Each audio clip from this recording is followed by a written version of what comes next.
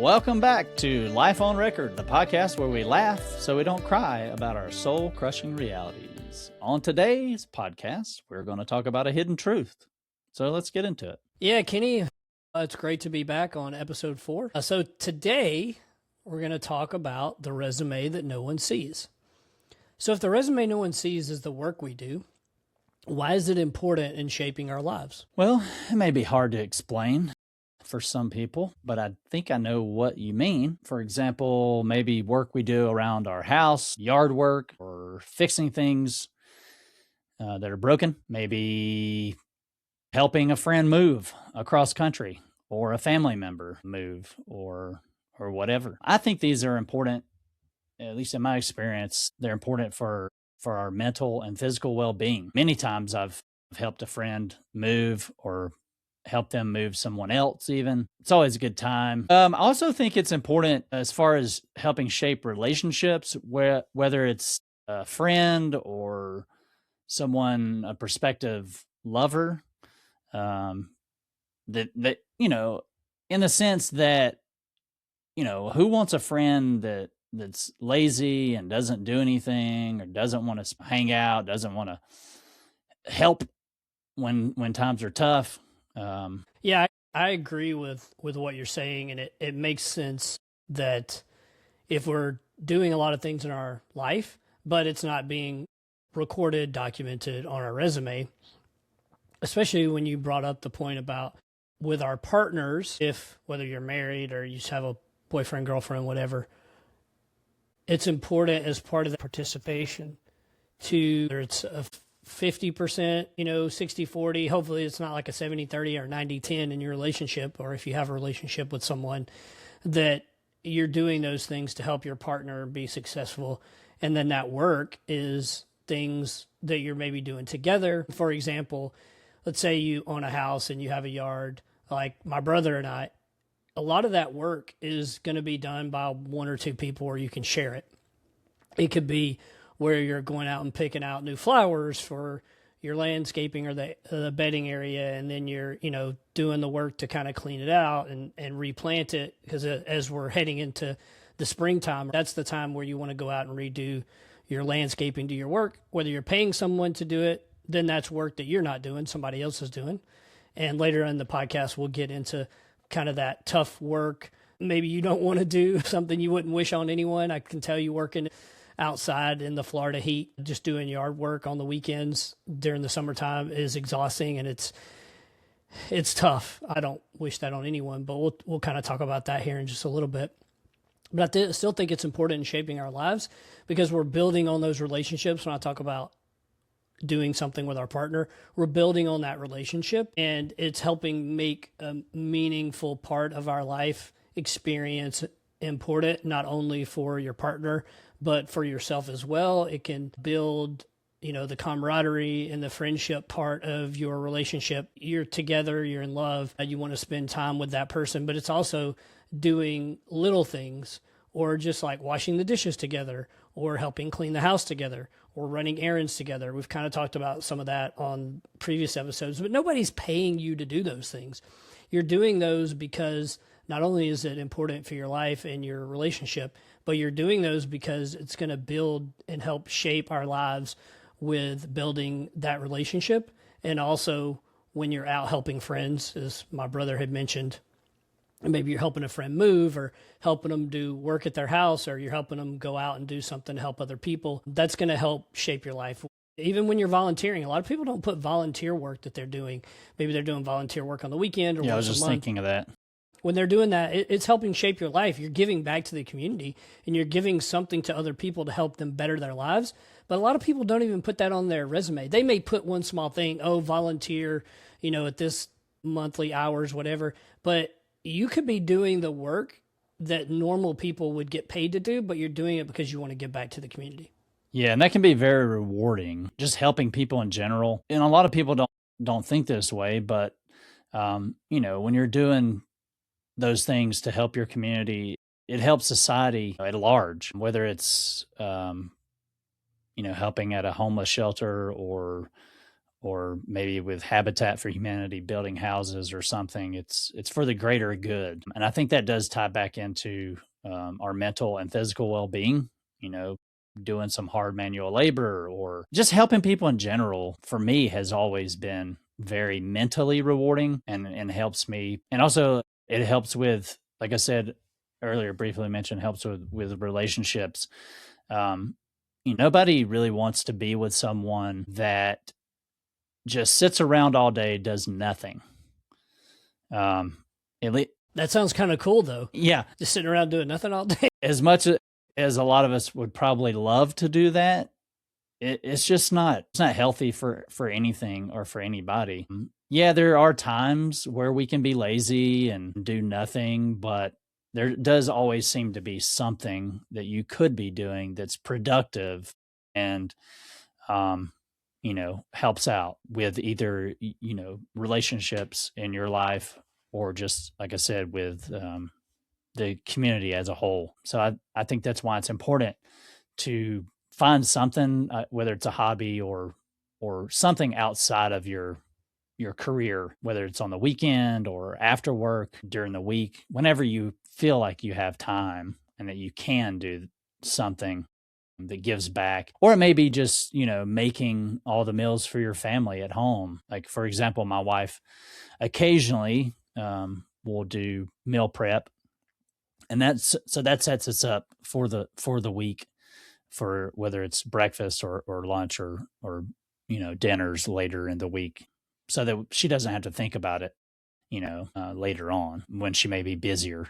So just stuff like that, I guess. I think doing this podcast, and I definitely believe that For what sure. we're doing now is adding value to our lives. Not only have my brother and I been talking about doing this for years, and now that we're actually doing it, I don't know if we're spending more time talking and working on it and preparing than we were before, just talking about life in general and having phone conversations, whether it's on just a regular phone call or on FaceTime, or if it's visiting each other over the holidays or when we can spend time with each other when we've had the opportunity because we live so far away.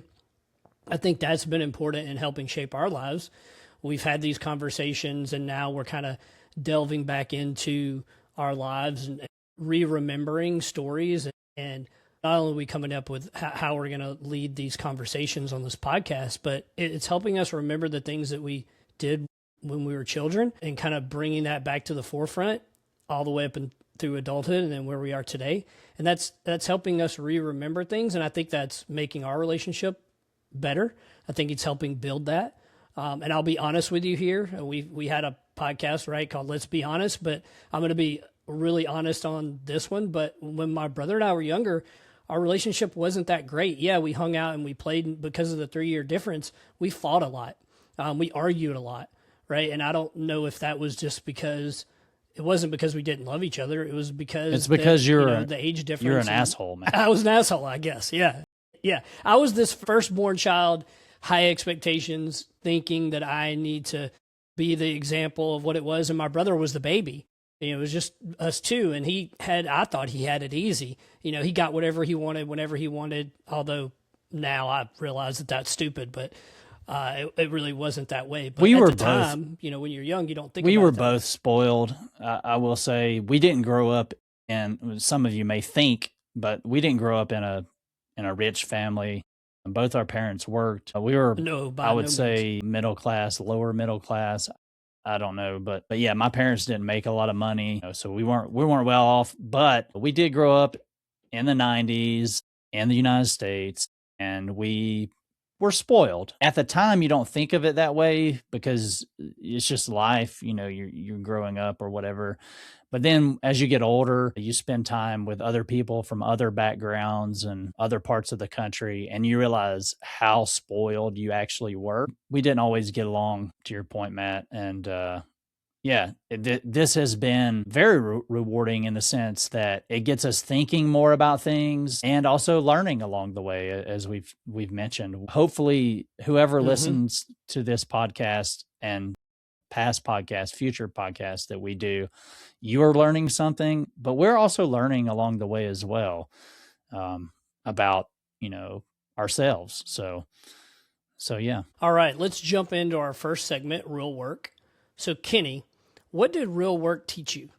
And what I mean by real work, I mean the manual jobs you did for many years, but were actually meaningful for what you were doing. Okay. It's a great question, Matt. And I've thought about this for a while. Knowing exactly what it taught me is maybe hard to grasp. For example, I delivered packages for Amazon for a few years. It was a very physically taxing job. What it taught me, I don't really know. That there's a lot of people that buy a bunch of shit. Maybe that's what it taught me. That they order packages and don't realize that they just ordered something yesterday. Sometimes you would deliver to somebody's house and wasn't I just here yesterday? And then there's multiple packages piling up on their steps. I delivered during COVID, so that was a fun time when a lot of people weren't working. Of course, we were deemed essential, which was good for financial reasons. I was able to still work and maintain a job at that time, but it was strange having to wear a mask, and you're not really supposed to come in contact with the customers that you're delivering to, and you would see people spraying their packages and stuff with Lysol in the beginning. I remember that. My wife made me do that. Yeah, she made me spray the packages. Maybe with something Lysol you don't want to admit before it got brought in.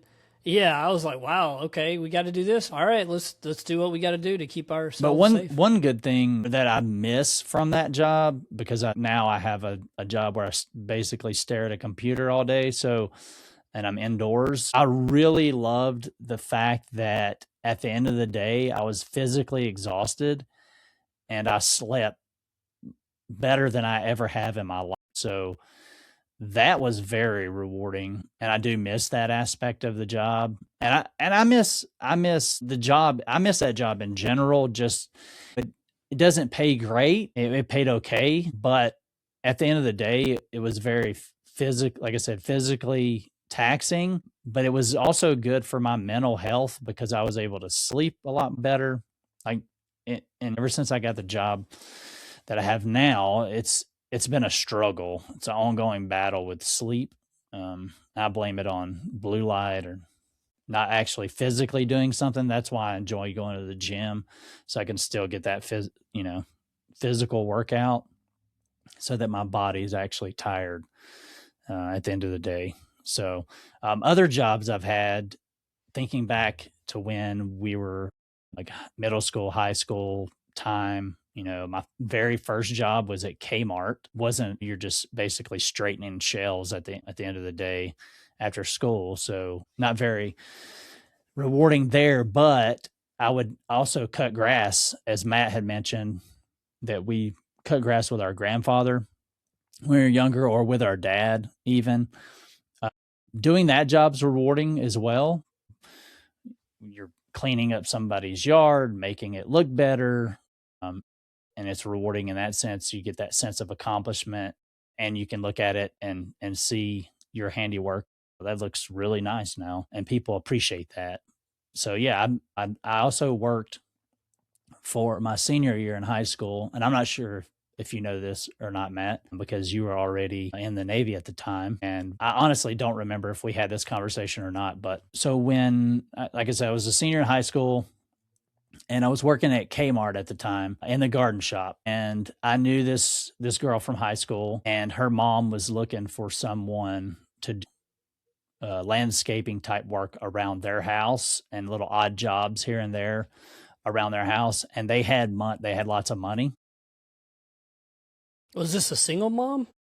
Yes. So she was okay. No. She was a widow. Or widower. Yeah, she was a widow. I bet she was. She needed you to come over to do the landscaping. Yeah, so it wasn't like that at all. I don't remember this. This is spicy. All right, let's go. So it's not at all spicy. So the girl I knew, we were secretly in a relationship. Her mom did not know about. So like a Stacy's mom story then. I'm not familiar. You know the song, Stacy's Mom? Yeah. You're not familiar. Well, with the song, yeah, but song.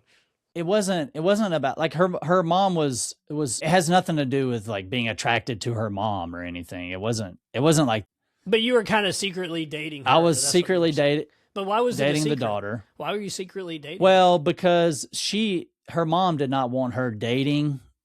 And okay, full disclosure, I was 17 at the time. I was a senior in high school. My birthday is not in. Yes, my birthday is in June. So yes, I was 17, and she was a freshman in high school. She was 15. She was Younger. 15. Okay. Maybe that might be maybe some people see some weirdness there. You know, we had a forbidden relationship. Obviously, okay.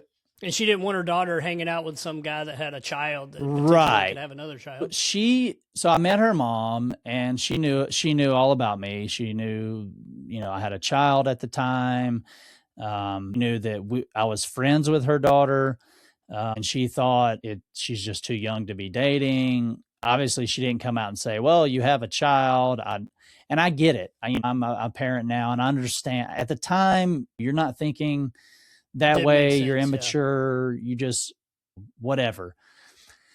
My point is, so they had trees that needed to be planted. They had monkey grass. If anyone's familiar with monkey grass, she wanted that planted. They had a walkway that went down to a tennis court that she wanted lined with this monkey grass. So I had to. Man, they had tennis court money? Yeah. Woo. Yeah. So she had, I'm not sure exactly. I think her late husband had a lot of money or whatever. They lived on a farm where I say farm, they had cattle and they had horses. Okay. So yeah, essentially. Well, if they had horse money, yeah, that's pretty good. She was probably thinking that you needed money and she was trying to help you out. Well, I had a job. Single father in high school. So I had a job at the time, and she asked me how much they paid me, which was, I think, minimum wage was $5 or $6 or whatever. $5.25. And so she paid me a lot more, obviously, to work there and do that. I don't remember the wage, thinking back on it now, but essentially I would do that. I would fix fence posts. I would, shovel shit from the horse barn, or just your typical manual labor. And I planted I had to use one of those, I don't even know what they're called, basically a post hole digger, but a lot larger scale. It's like a drill. So I could plant a pine tree.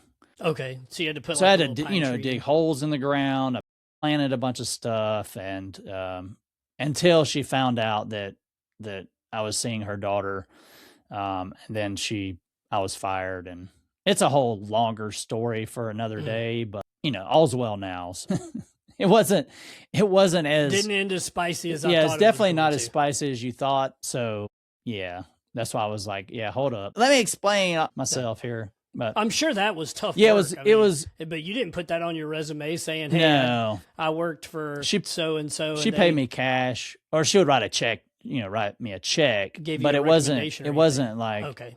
Yeah, it wasn't a. Yeah, it was just like a, I don't know. So I'd quit Kmart and then worked for her doing that. She actually had a young man. I'm not sure who he was exactly. Like, I don't know if he was older than me. I think he was older than me. That he would do stuff also around, but he drove like a tractor and would do more stuff with the cattle and stuff like that. So he was like the farm hand. Yeah, he was a farm hand. I was more like landscaping and stuff like that. So yeah, but I enjoyed that work as well. Whenever I've had manual jobs, whether it be cutting grass, landscaping, or whatever, it's always been very rewarding afterwards when you complete whatever you're doing. Again, goes back to benefit for multiple people, and it was good for my mental and physical well-being. But obviously I didn't get to enjoy. I didn't live there or anything, so I wasn't doing something around my house, but it was more for them, and I wasn't getting paid, obviously. I don't know if you remember this, but the summer before I went to college, so in 1996, the summer before, myself and a couple of my friends worked for this guy at his house, and we redid the roof on his house. I think I vaguely remember something. vaguely remember. Yeah. It was on the river. I don't know if you remember that. He had like a little mini golf course, like putting chipping thing in his backyard. But we helped him build a kind of like a mother-in-law apartment or an apartment above his garage. And he was a like an electrician by trade, or he did electrician. I don't know what his actual job was, but I know he was somehow certified, or maybe he thought he was certified in being an electrician. I'm not sure. But when I get to the end of the story, you'll be like, he probably was not certified as an electrician, but he would do all the electrical work. And we built the framing, we put the drywall up, we did the insulation drywall, all that stuff. We did the A-frame for the little apartment, and then we did the roof and did all that stuff on it. We helped him build that whole summer, and we redid the roof on the house. Well, and it was hard work. It was hot outside. I got a good tan. I got a good workout. I think it was meaningful because he paid us about $20 an hour, Jeez. which was probably a lot cheaper. Yeah, a lot cheaper than what it would have cost for a contractor. Obviously, we weren't licensed. We were just teenagers out there working, and he did have a couple of people out there like supervising us and making sure we were doing stuff the right way. Maybe those are the only people he paid like actual contract work legally. Yeah, possibly. But we were just out there. Yeah, possibly. We were just out there doing the work. But a couple of years later, found out that his house burnt down. And you know why it burnt down? Shoddy electrical work. That was why it burnt down. So that sucked because I think he did all the electrical work in that house and in that apartment that was above. The garage was separate. It was like a detached garage. And then we built the apartment above that. But yeah, I found out our dad told me about it because I guess our dad knew the guy, and that's how that's how we got the job working. I don't remember that. But yeah, I don't know how many years it was later. It was when I was in the Navy, so it was at least a couple of years later. But the house burnt down. Yeah, electrical issues. I was just say that reminds me of another job that I had. So the summer after I got out of the Navy, I was living with our dad for a little while, and then a friend of mine, he worked with his uncle owns a framing business. I don't know if he still does. I have no idea, but he owned a framing business in St. Augustine, Florida. And every summer he would go down there and help out because it was essentially he had two crews. He had a bunch of guys on one crew, and then his main crew was his son. So my friend's cousin, and he and my friend, there was this one guy that was say mentally handicapped, I guess, that was like a gopher guy that would just kind of hang around, and if you needed something that was across on the other side of the house or whatever, or if he needed to go to the store to get something, he was our gopher. So I did that for a summer as well. So basically framing houses and in that Florida heat, like you mentioned earlier. Yeah. Tough. So like you said, you doing your construction, got a great tan. Of course, you get there, not really thinking you're super white like I am. You're working outside with no shirt on. Next thing you know, you got blisters all over your back where from your sunburn. And I remember because you didn't use sunscreen. I remember my friend, his name was Justin, and I got down there and we were staying together in a trailer, renting a trailer at the park. And he told me, he said, "You're going to want to take cold showers this summer." And I was like, "What are you talking about? Cold showers? Why would I want to take a cold shower? Who the hell wants to take a cold shower?" And then after working one day, getting up at 5 a.m. or whatever it was, working all day in that sun and then coming home. Yeah, you do. That's because you're hot. You just want to cool off. So yeah, I took a lot of cold showers that summer. Got a great suntan. Even my hair, which looks kind of brown now, I am traditionally a blonde.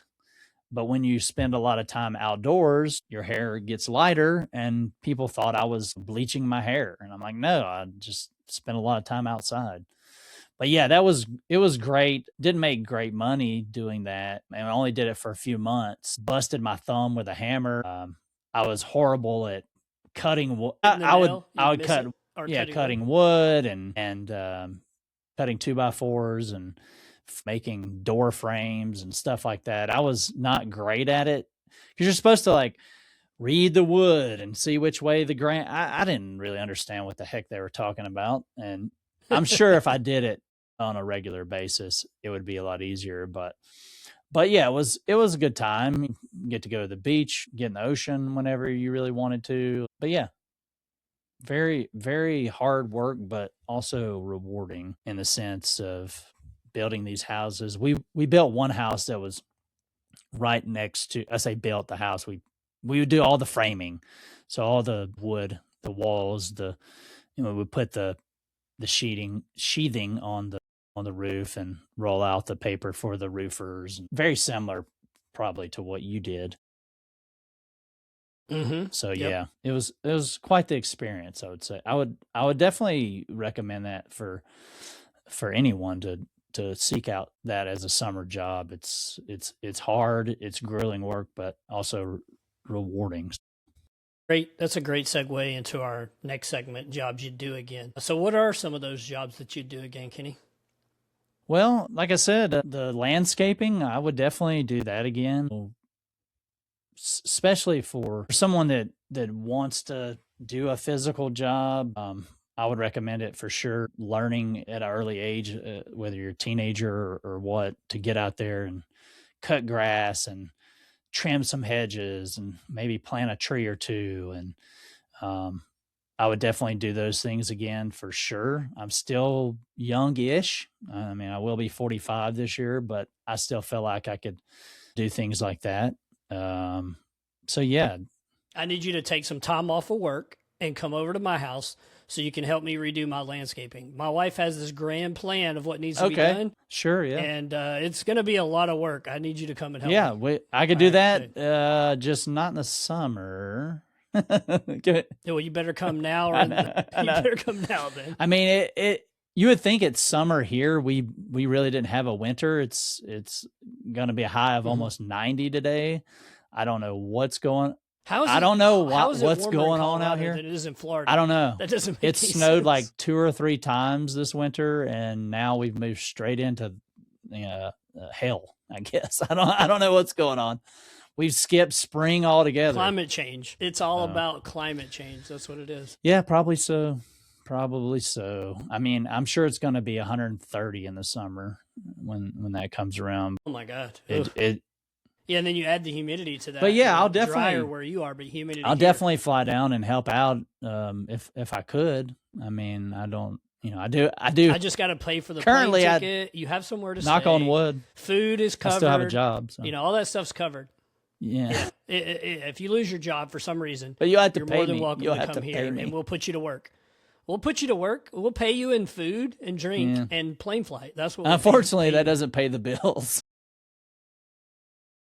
You still need a little money. Well, I've got 2 other adults living at home that they don't even pay to stay here. Well, if we live closer, if we lived in the same town or something, obviously, or same state even, I would for sure help out. But it sounds like you need to possibly mention it to your 2 sons who are fully capable of doing some manual labor. Well, I got them out there already last weekend when we were changing out the plants/shrubs in our backyard.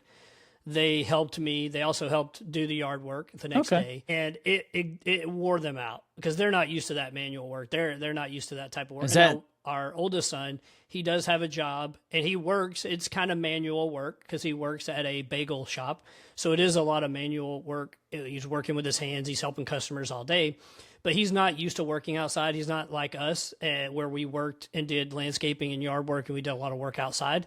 And plus they have sensitive skin. So if it gets too hot outside, they can't spend a lot of time. Their skin breaks out because we have this hereditary skin disease that doesn't affect me as much. It affects my daughter and my son, my oldest son, not my youngest son. It affects Kenny. It affects our dad, our grandfather, all those people. Some of us have it minor where it's it's more active on others. But my oldest son has it as bad. Yeah, I don't know if we've talked about that on the podcast at all. Not really.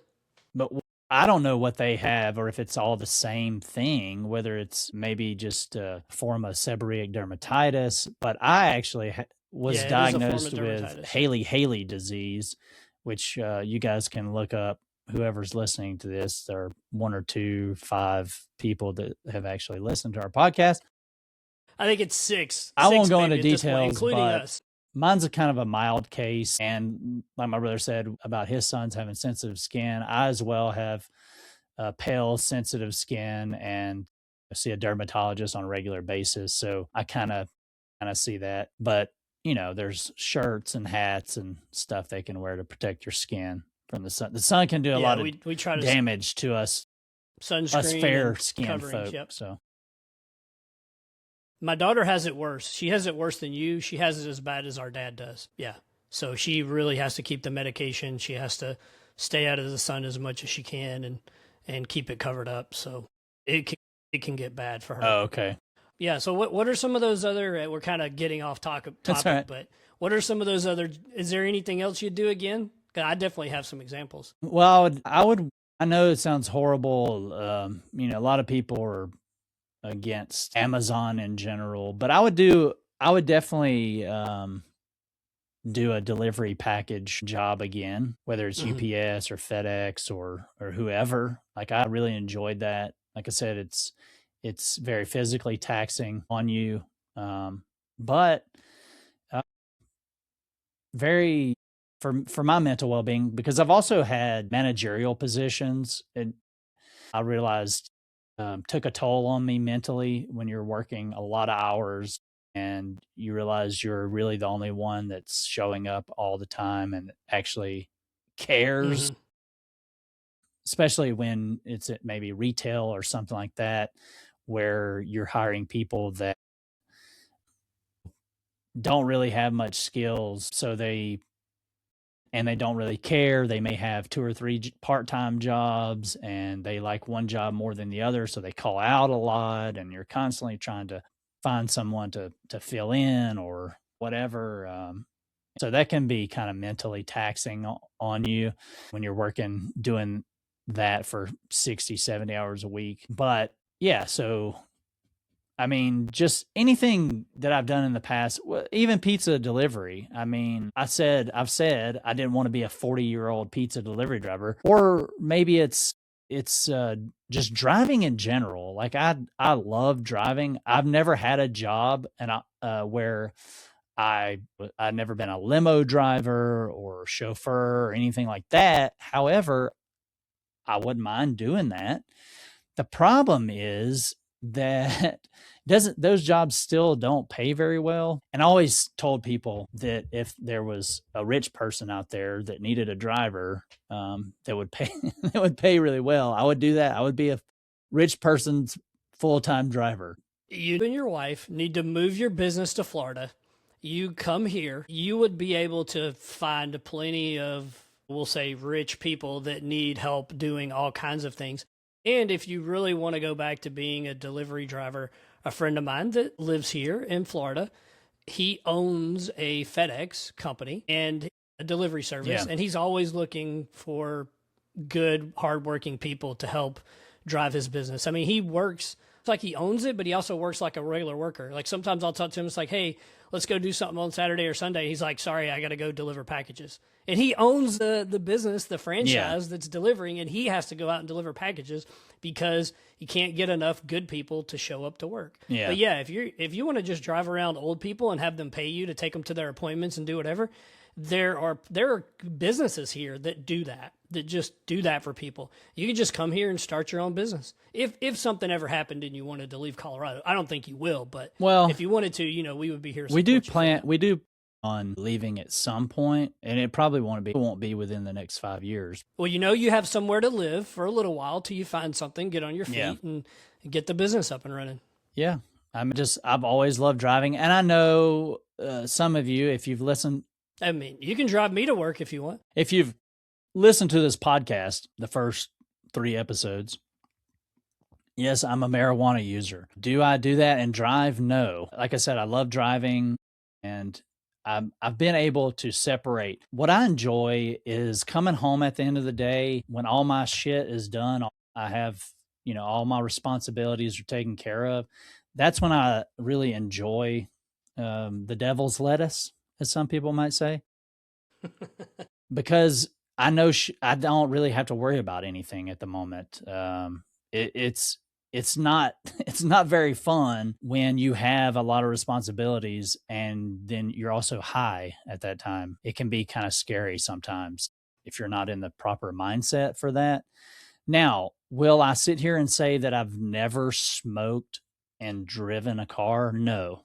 I would be lying if I said that. Yes, I've done stupid stuff. We all have. Probably not all willing to admit Nobody's it. perfect. Yeah, we're Nobody's not all perfect. willing to admit it, but yes, I was young and stupid and did things that I shouldn't do, as a lot of people have. So, but yes, I have family, people that, that look up to me to be responsible and stuff. So, yes, I drive, but I don't mix the two, just as you wouldn't drink and drive. So yeah.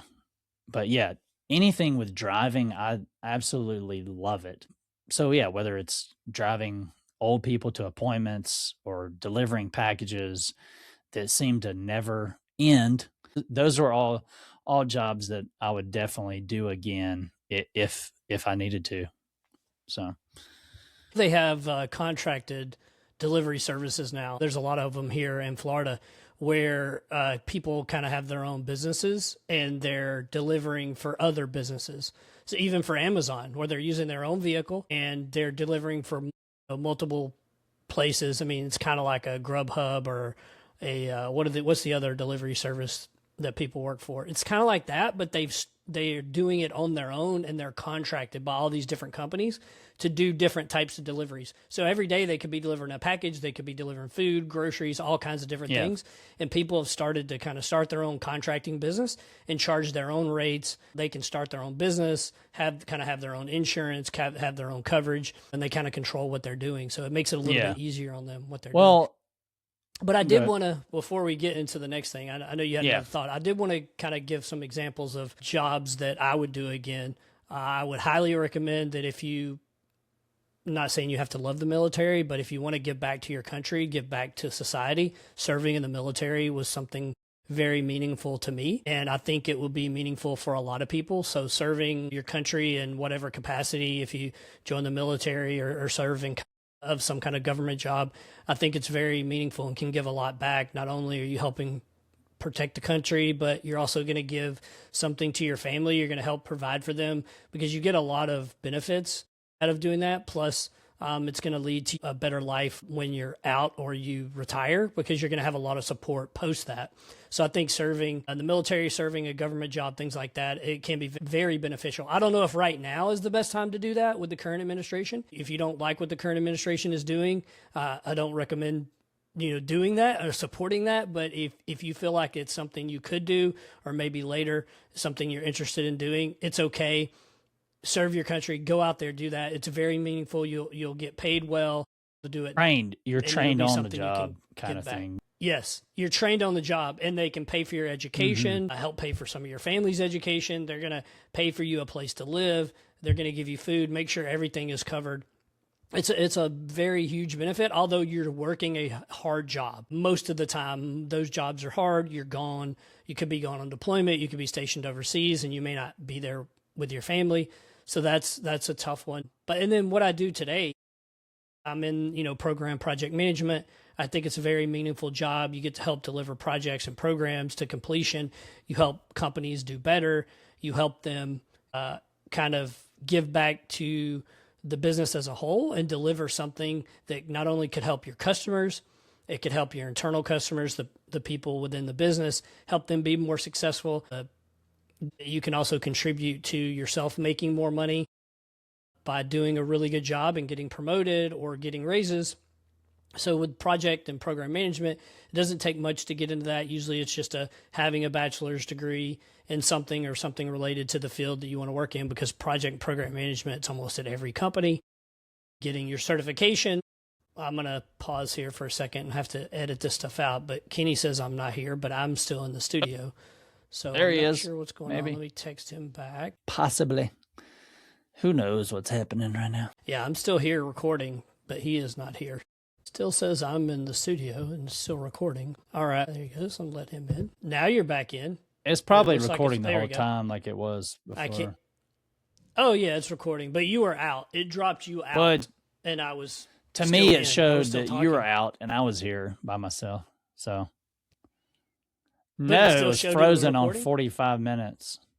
So, Yeah, you were out then. You were yeah, definitely I out. was out to lunch, I guess. Okay, I'll pick back up, and we'll just I have throw no you idea where in. you were. But All right, I'll wait. You good?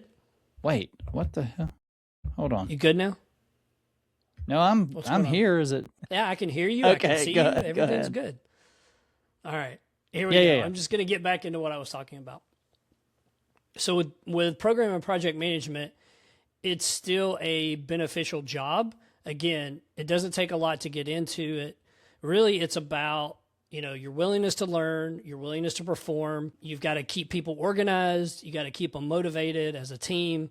You do have to kind of learn across business between engineering and business and finance and IT. All those different things are kind of interwoven. And again, it's keeping people organized, keeping them motivated, getting them move forward, accomplishing the work so you can keep the project moving forward. And really, it's about GSD, or in other terms, getting shit done. That's really what it's all about. But I think if somebody that was interested in program or project management, it doesn't take much to get into. Sometimes you can get into those as an introductory role, even when you only have an associate's or just a high school diploma. But getting that certification piece of it is important. It's not too expensive.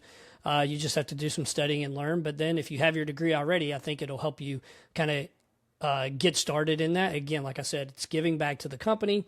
You help the company grow. You help the company be successful. It's going to add to the bottom line. You're going to help drive some of that. It may cost a little bit to do the project, but in the end, you're going to drive a value that's going to help the company or move them in a forward direction that's going to help them be successful. But that's just a couple of examples of jobs that I would definitely do again.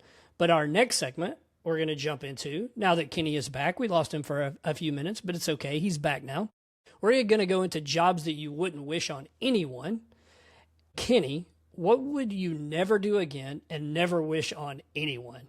Well, when I think of this, I think of more of maybe task within a specific job that I wouldn't want to do again or have to do again. But first I would say retail management.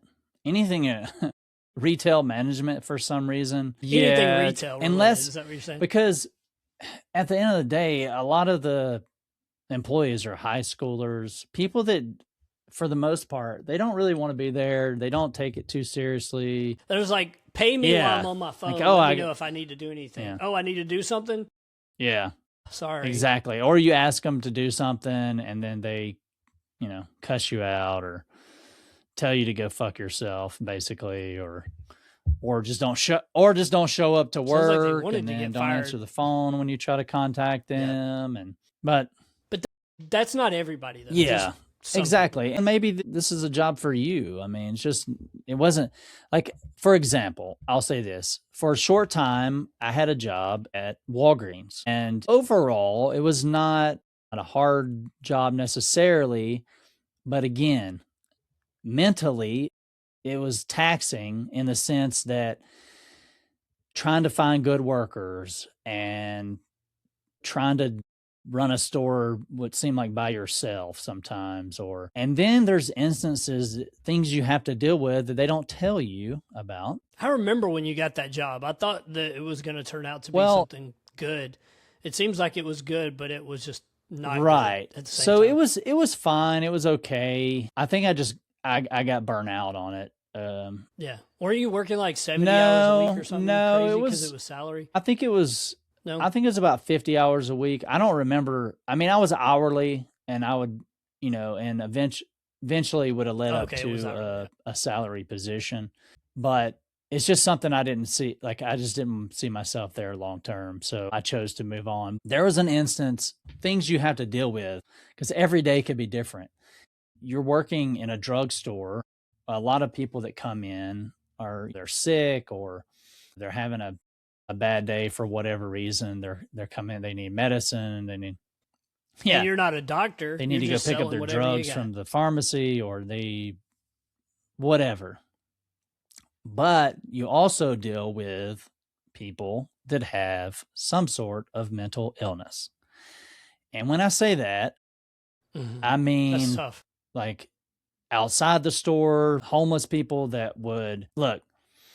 That's a whole nother thing we could talk about for another day, but they had nowhere to go, so they would come in, sleep on the side of the building, or which was fine, or they would sleep right in front of the front door, disturbing other people as they're trying to come in to do their shopping or whatever. Or you would have, this was one thing that happened one day that I think I told you about, but I don't know if you remember. We also, and not all Walgreens are like this, but our bathroom doors were locked and you had to punch in a code because you get a lot of people come in that would steal things. And you know, you couldn't really confront people about that. That's a whole nother thing too. Like basically people are going to hear this and they're going to start stealing from Walgreens. But essentially, yeah. You're giving so them Walgreens the would secret of how to so appropriate and this things may from go Walgreens, for a lot of episode this may go 1072. to a lot of businesses where they actually have it in their annual budget. They have theft built into their annual budget. They're like, yeah, so like X amount of dollars is appropriated every year for theft. They expect it. And your goal, obviously. Yeah, it's a sunk. It's called a sunk Yeah, cost. you obviously. Economic term thanks for the technical terms there, Matt, because I have no idea. The education. Well, that's what they call it. They're not going to say, okay, how much do we have in the budget for theft this year? They're going to say, here's our sunk cost budget, and it includes theft and a couple of other things. But I would see the numbers from time to time, having meetings with my general manager or whatever. And the idea was to keep it under that pre-appropriated amount of money. Yeah, so, you know, store, people right? come in with backpacks and we'd have to ask them to leave them behind the counter and they can pick up, just try to, you know, or if we think someone's stealing or we see someone like take something, we just walk up to them and be like, hey, how's it going? Is there anything I can help you with? Anything? Would you like a basket? Would you like a cart? Stupid stuff like that to try to get them to maybe change their mind about stealing something. So a little reverse psychology, or it would just be straight psychology. Did you say, hey, if you're going to steal something, take the Q-tips. They're cheaper. Don't take the Tylenol. That stuff's expensive. Or you'd say, hey, if you leave your backpack here, we can make sure you don't steal anything, and we can help you not get arrested. I don't know how. And when I say mental illness, there's this one instance where and going back to the locked bathrooms, so people would come in, they would ask to use the restroom and like, well, I have to go punch in a code for you, let them in or whatever. Well, there was one, because I worked at two different Walgreens. The first one did not have or maybe no, it was just, one of them didn't have the keypad lock, and this guy comes in. I'm working in the back, which actually has a keypad lock where you keep the overstock and stuff. And I'm getting too detailed, I think, here. But yeah, let's get to so the here's something I had to deal with that I would never want to deal with again, and never wish that anyone would have to deal with this. And I probably wasn't, like, you're not trained to deal with these situations, so you just kind of have to You need to do it on the fly. So here's what happened. So this guy walks in. He's not wearing a shirt. It's in the it's the summer, and he's got his shirt. He's got his shirt like over his shoulder. He's got shorts or pants. So he had the shirt on, just not on. So I'm not really thinking too much about it. And he's like, he comes back to that door. I don't know what he was thinking. Who knows? But so I'm doing something in the back, and I come out and I meet him, and he says, hey man, I need to use the restroom. He's thinking that it has a lock on it. He's asking for the code. It doesn't have a code. Go ahead or whatever. Well, that's what I'm saying. This one in particular did not. Other one I worked at did. So this one did not. Okay, got it. I was just making a point that they do have locks on them sometimes in certain areas to prevent people from just taking merchandise back there or whatever. So he goes to the bathroom. I'm not thinking anything about it. One of my coworkers who had worked for Walgreens for multiple years was like, why didn't you say something to him for not wearing a shirt? And I'm just like, I didn't think anything about it. And okay. Yeah, a woman Yeah. Okay. Gotcha. that I Yeah. was working with, and she was like, "Hey, yeah, we're not supposed to let people in the store, even like someone should have called him up front for, he needs to put his shirt on." Hmm. And I was like, okay, yeah, that's a good point. I was just thinking it's hot, that's why maybe he had his shirt off. Maybe he's going, yeah, maybe he goes Maybe to the he'll put it restroom, on puts his after shirt he on. cools off. I don't know. Well, fast forward to, I don't know, 15 minutes later, I get a call from the pharmacy saying, hey, we have a distraught woman over here at the pharmacy. You need to come talk to her. And what's going on? So I go down to the pharmacy, which was close to the You need a mental health right. specialist, not Kenny that works at Walgreens getting paid. Well, no, it was more than that, or whatever. Whatever. It's not enough to deal. Whatever. It's not enough to deal with this situation that I'm about to explain. Yep. Yeah, Kenny's like, I was pre-med. Yeah. I know what I'm doing here. I wasn't. Yeah. No, unlike my brother, I've never been pre-med. So. No, never. Let me live never. Every episode, I'm gonna bring it up somehow. Well, you brought it up this time. Yeah. I brought it up this time. Yeah. Hold on. Save myself from grace, or give myself grace, I should say. Not saving. So I go to the pharmacy, right, grace. Which is close to the restroom. As most people, you've been to a Walgreens, So, and there's this lady, and she's clearly distraught and barely speaks English. So it makes it even worse. And trying to understand what she's upset about. And so I talked to the pharmacist who had talked to her, who was a woman as well. And apparently she went into the bathroom, the women's restroom, and there was that guy laying on the floor on his. Oh my gosh! He's in the women's restroom on his back, in the floor on his back, with his pants down, pleasuring himself. Oh my God. And you had to deal with this one. Exactly. Just some random Wednesday? Middle of the day. Yeah, it was during the day. It wasn't at night or anything. Oh my God, this is crazy. Which it doesn't matter, but just right in the middle of the day. Was not Tuesday on my bingo card. There's for a guy that pleasuring day, for himself sure. in the women's bathroom. So, and I was like, what? Like at first, it's shocking. There's no way this lady's making it up. This is my first thought. It's like, there's no way this is happening. And she's like, yeah, and he's still in the bathroom. He's still in there. And so, yes, I had to go in the bathroom. So in my mind, I'm thinking, well, she walked in, he freaked out, and he's going to play it off cool or whatever. Who knows what he's thinking? Because when I open the door, he's still there, still doing the same thing, just like nothing happened. And I was like, hey, man, what the hell, dude? Get up. I was like, I'm calling the police right now, which I did. I went immediately, called the police, and looks like I'm frozen, but I think I'm still here. Yeah, I'm still good. We lost Kenny again. He is having the worst day with internet, I think. It's all right. It's like me on episode 2, I lost. My computer just completely shut down. It got too hot. So I did a little different thing today. I rigged up my iPhone to use as the camera, and then that way it's keeping my computer cooler. But now that Kenny is coming back, he's rejoining us. Hopefully we can finish the story of the Walgreens slapping the Sammy in the bathroom story. Yeah, whatever you want to say about it. It was crazy. So the police get there. Of course, they put him in handcuffs and lead him out there. This woman, poor woman, that had to go in there and see this. Poor me too. Yeah, I didn't want to see it too. But obviously, she said she had a headache, and we had to get her medical attention as well. Like paramedics came and helped her as well. It was just a whole deal. That's just an example of something that I would not want to do again. Just dealing with it. On one hand, it was kind of, I'm just a curious person by nature. And what I mean is that the randomness of your day at Walgreens, it was kind of, a little, I guess, exciting is not the right word, and because of the story I just told. It sounds funny now. It's kind of funny in hindsight, although it was something that you should never do. I I think he had some kind of mental illness.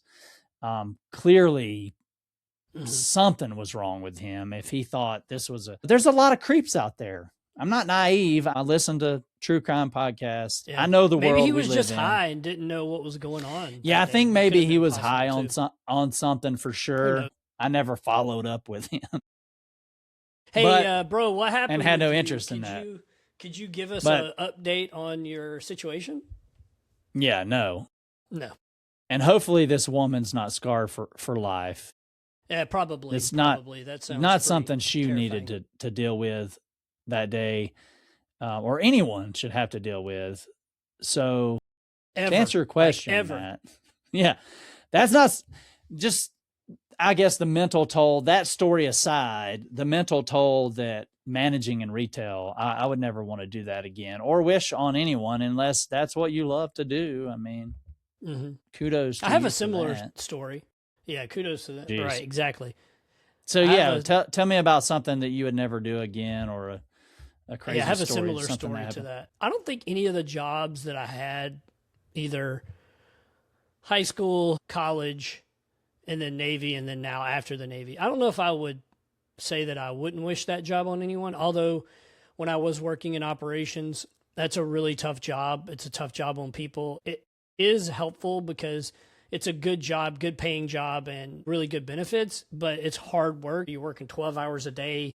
You're sweating, sometimes hot during the summertime, cold during the winter, and you're constantly, whether you're picking out items for somebody and you're putting it in a container to get shipped, or you're packaging something up, or you're counting something, or you're cleaning. It's just constant all the time, just 12, 13 hours sometimes, or 14, 15 if you're doing overtime. That's a really tough job. I wouldn't necessarily recommend it for someone, but it could be beneficial for somebody who's looking for a job that pays well, that maybe they don't have the education, maybe they don't have the background, or maybe they're just looking for something to do that's different and kind of help motivate them. And it definitely will keep you fit, I can tell you that. But what my story is about, something I would never wish on anyone, is similar to yours, working in retail. I was in high school. I worked at a grocery store. I'm bagging groceries. I'm putting stuff away, helping customers. Stock boy. Yeah, exactly. Helping customers take stuff to their vehicles. And we couldn't accept tips, so we had to tell them we can't take tips. Picking up, getting carts. During the summertime, it wasn't that great. Getting carts out of the parking lot, that was tough. Just, doing other general cleanups, clean up on aisle 7. Some kid knocked a jar of tomato sauce or spaghetti sauce, whatever you want to call it, on the ground. So having to clean that out, that was never fun. But the worst part about that job, and I would never wish it on anyone, is to have to go clean the bathroom. Cleaning the bathrooms were terrible, especially in this specific location, the men's bathroom. On one day, somebody had just blown up the toilet, but not just the toilet, the entire stall, the wall. There was, feces everywhere. It looked like somebody did a bend over. We should put a trigger warning at the top of this episode, I think. We might have to. Through these stories. They just bent over and sprayed everywhere in there.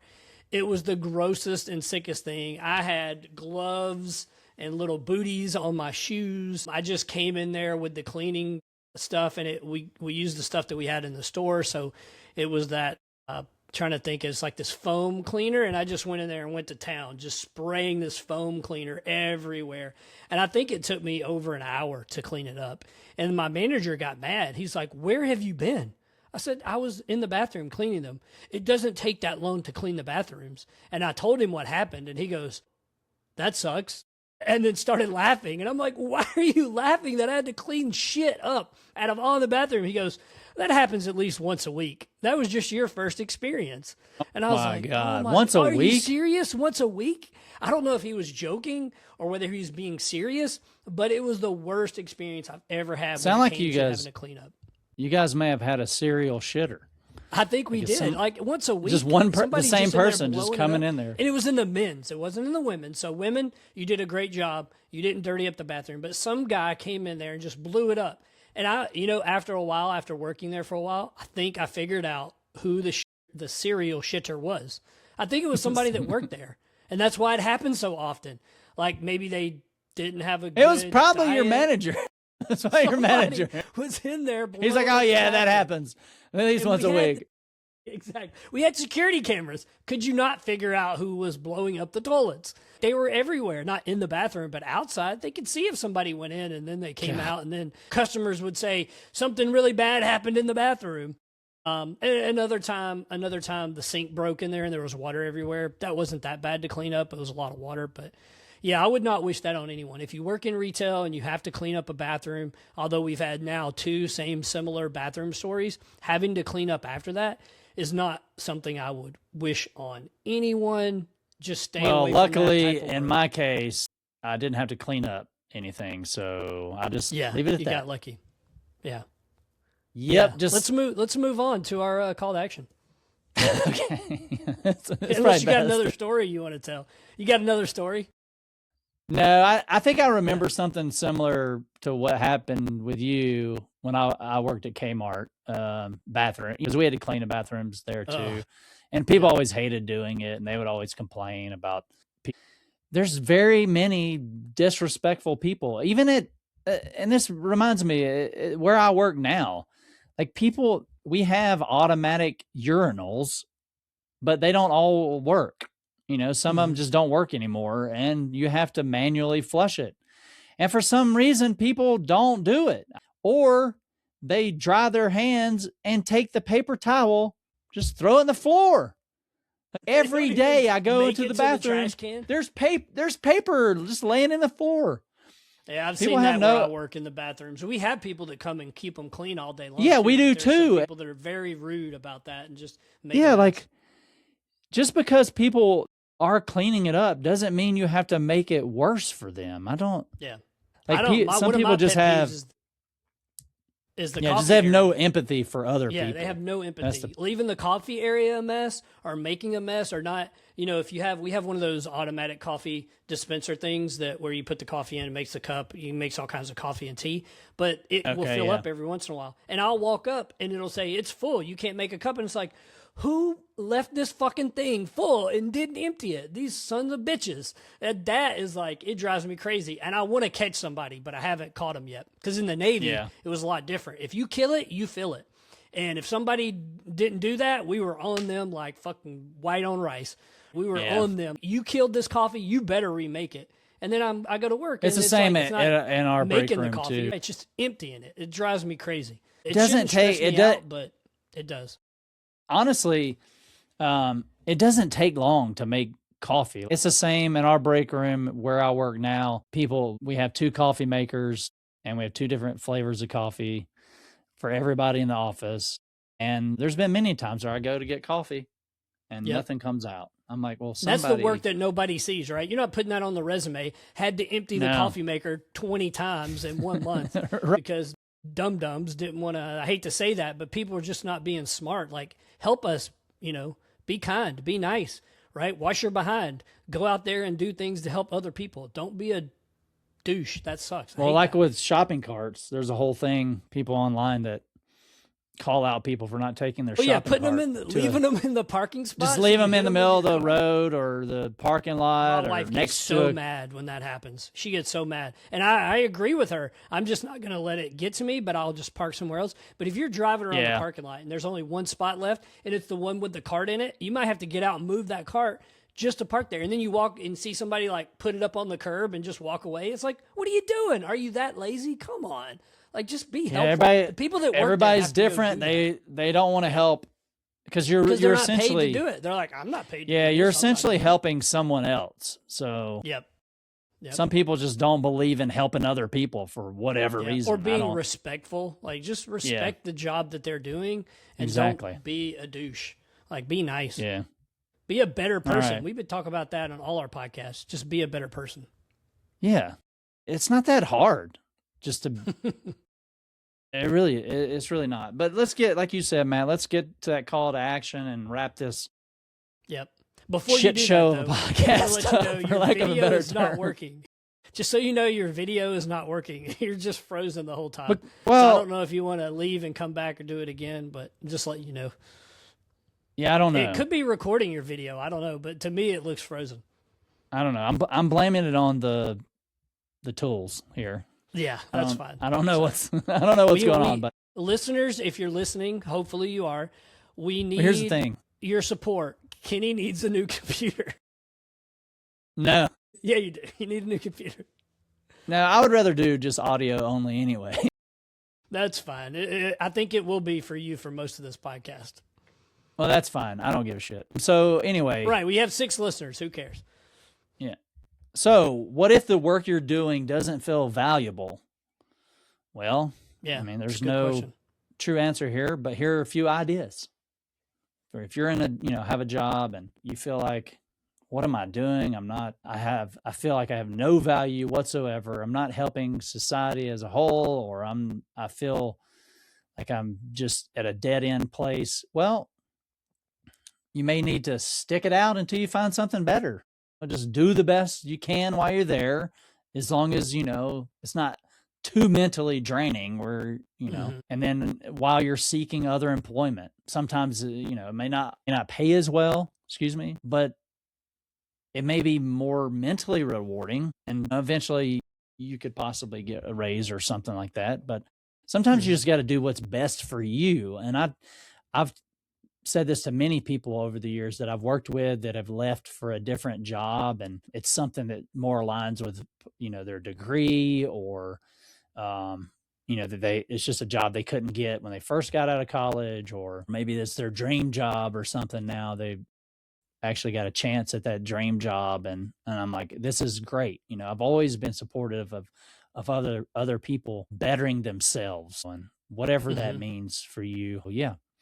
Also, if you can, find a mentor. As we mentioned before, ask for help, seek out advice, find someone maybe that's in that job that you want or that you're interested in, and have them challenge you to better yourself, so that you find out what you can do so that you could possibly get that same job, or what you can do to help you feel better about what you're actually doing. And then that leads into, maybe you need to go back to school, work on your education, whether Mm-hmm. it's a certificate or a better degree, or just get some kind of job training so that, you're able to grow and feel more valuable.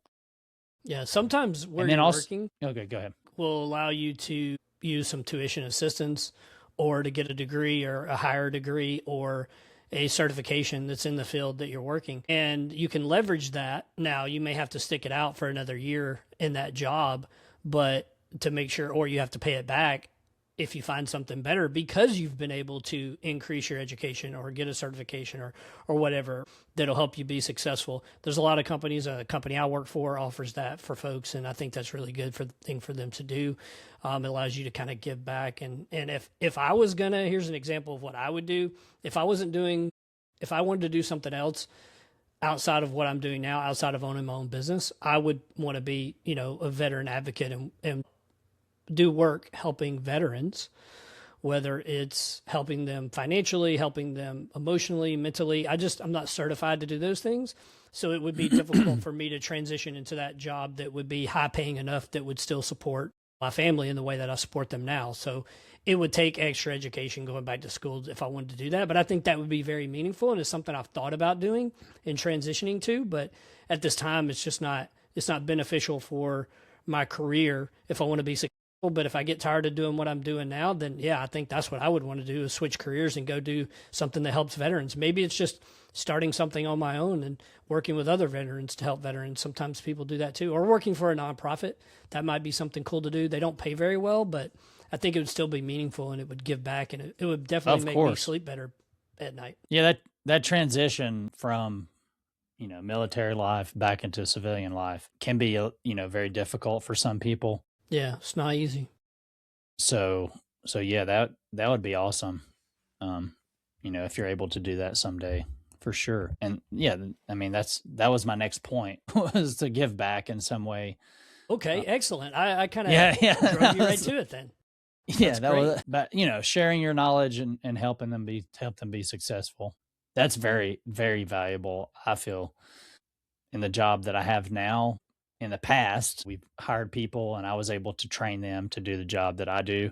I always love that. I always love training people. Like, especially if you have knowledge of something and you can share with someone is very valuable. Whether they listen or not, that's up to them. But anyway, and then lastly, maybe retirement. That sounds if you great. can How can we do that? Yeah, right. Let's retire and just go fishing, right? We can just go fish and do this podcast. Yeah, that's good. That's the dream life. That's the dream. If I could retire and just fish whenever and just do whatever I wanted to do every day, yeah, maybe snuggle with my dogs. Mm-hmm. That would be awesome. How about we do this? We retire. I already have a boat. We may have to get another one, and we just take people out fishing. And we just charge them to do the fishing. Why not? Yeah. I mean, that's an idea. I mean, there's a guy falls off, we'll be good. You know, it's so around where I live in Colorado, there's not a lot of bass fishing. It's a lot of trout and salmon. Is there salmon there too? The river or just trout? Mostly maybe trout. Mostly trout fishing people do around here in the mountains and stuff. Mm-hmm. Hey, it might be too far for salmon. There are a lot of reservoirs and stuff that they've stocked with bass, and as we would say brim, but around here they call them bluegill. I guess is the technical bluegill fish. Those and there's a lot of smallmouth bass here as well, and some largemouth bass. But there is a guy. My point is, there is a guy that does that. He has a bass boat, and I follow him on Instagram. He lives around here. I've never met him or anything, but he takes people out. They book tours or whatever, and he takes them to different places to catch smallmouth bass and some largemouth bass and some trout and whatever. But yeah, he looks like your typical bass fisherman, even though it's not really that big of a sport here, bass fishing, where it is in the South and different places across the country. But yeah, I mean, I see it's got to be very fun and rewarding just to be able to share your knowledge of fishing and stuff on a daily basis like that, or weekly basis. And I don't know if he's retired. I assume that's his like full-time job or whatever, but maybe he has a different job he does. I don't know. Like I said, I've never met him or anything, but yeah, that would be fun and something that would definitely be rewarding and valuable. So yeah, well, I think that's it for today's episode of Life on Record. And if you can, please like, share, subscribe. And if you're new to the podcast, tell someone, a friend, a family member, a colleague about us, and we might make their day. Till next time, thanks for listening.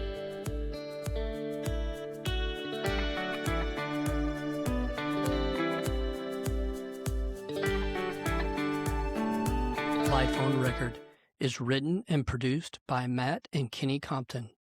Music by Mr. Smith.